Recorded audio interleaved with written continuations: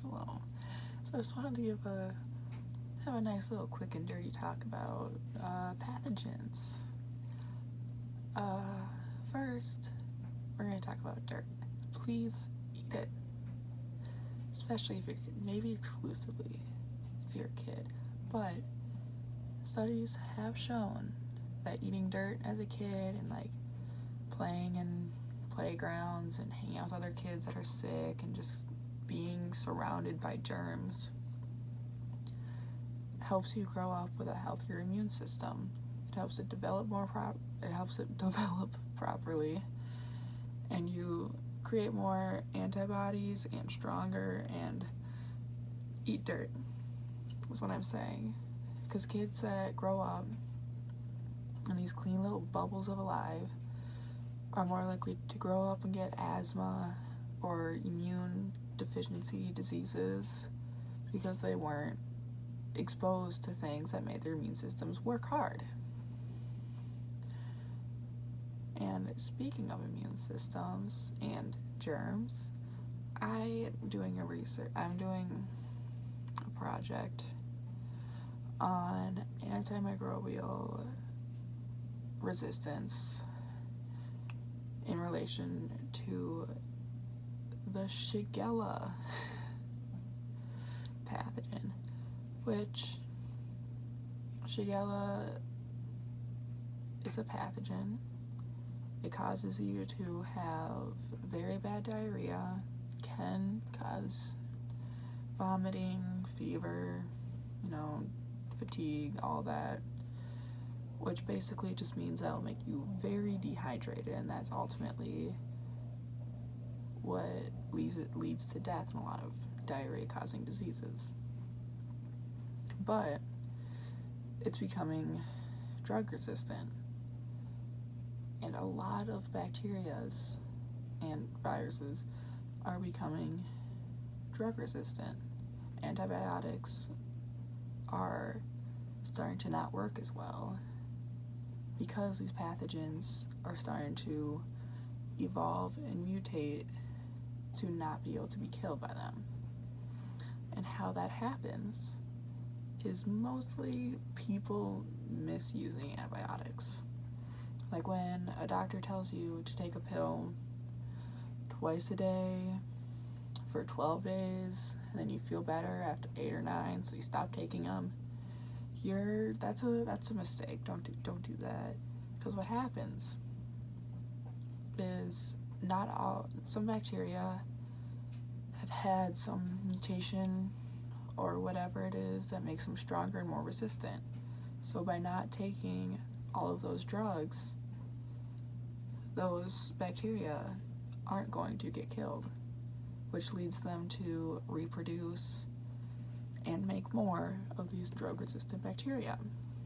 So you'll get sick again, you'll probably get someone else sick, and it'll just be harder to cure and harder to get rid of that bacteria that's causing you to be sick.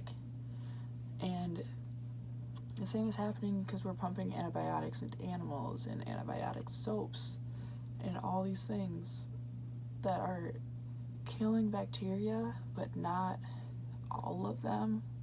So the stronger ones survive and reproduce, and it gives them like this opportunity and reason to reproduce and create this stronger resistant bacteria that we don't really know how to get rid of, because we're used to just, take your antibiotic and it goes away. But with some bacteria, we can't do that anymore. And like other ways to misuse them is, when you get better after like the 4th day or the 8th day, you still have like 4 pills left. So then you get sick later on and you're like, oh man, I still have some antibiotics left. So you take those and you're helping the problem. Like, our immune systems are very powerful. They're very strong. There are many different components that help us, get rid of things that should not be in our body. But by some of our choices as a society, we're making them harder to get rid of. And no one wants to be sick. And yet, people are choosing not to go to the doctor, not to listen to the doctor, not to vaccinate their kids, but that's another problem. That's a big problem.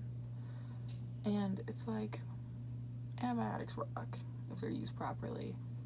There are sporadic cases of the bubonic plague that still come up, but we can get rid of it because we have antibiotics now. And there's some viruses are harder to get rid of in a lot of ways, but like HIV, it's a virus, and we don't know how to completely get rid of HIV. It'll still be in your body, but we're finding ways to kind of prevent it from attaching and getting into the cells, so it can't actually hurt you.